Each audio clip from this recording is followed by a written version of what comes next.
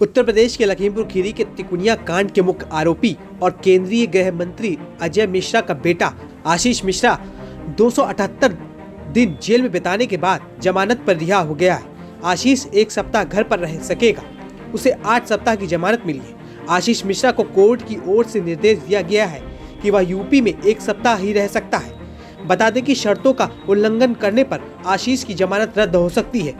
रिहाई मिलने से 1 सप्ताह के अंदर आशीष को यूपी छोड़ना होगा और फिलहाल वह दिल्ली में नहीं रह सकता है।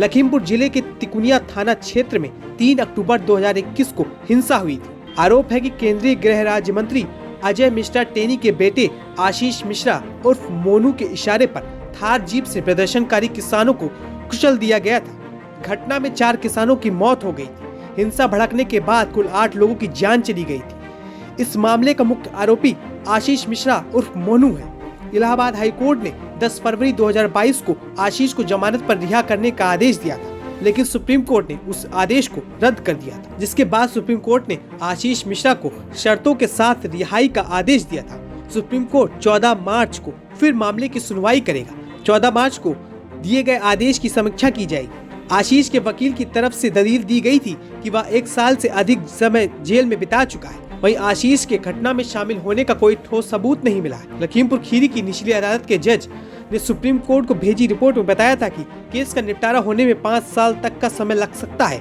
आशीष को जमानत का संकेत देते हुए कोर्ट ने कहा था कि मुकदमा खत्म होने तक किसी को भी जेल में नहीं रखा जा सकता। वहीं आशीष को जमानत दिए जाने पर किसानों की तरफ से पेश वरिष्ठ वकील दुष्यंत दवे ने कड़ा विरोध जताया था। दुष्यंत दवे का कहना था कि आशीष एक प्रभावशाली परिवार से आता है। जमानत मिलने पर वह मुकदमे को प्रभावित कर सकता है। जस्टिस सूर्यकांत और जेके महेश्वरी की बेंच ने अपना फैसला सुनाते हुए कहा था कि व्यक्तिगत स्वतंत्रता हर नागरिक का अधिकार होता है। मुकदमा लंबित होने के कारण किसी को जेल में रखना उचित नहीं है। वहीं शिकायतकर्ता की ओर से जताई गई आशंकाओं को सही मानते हुए सुप्रीम कोर्ट ने आशीष मिश्रा को 8 हफ्ते की जमानत देते हुए कई शर्तें लगाई।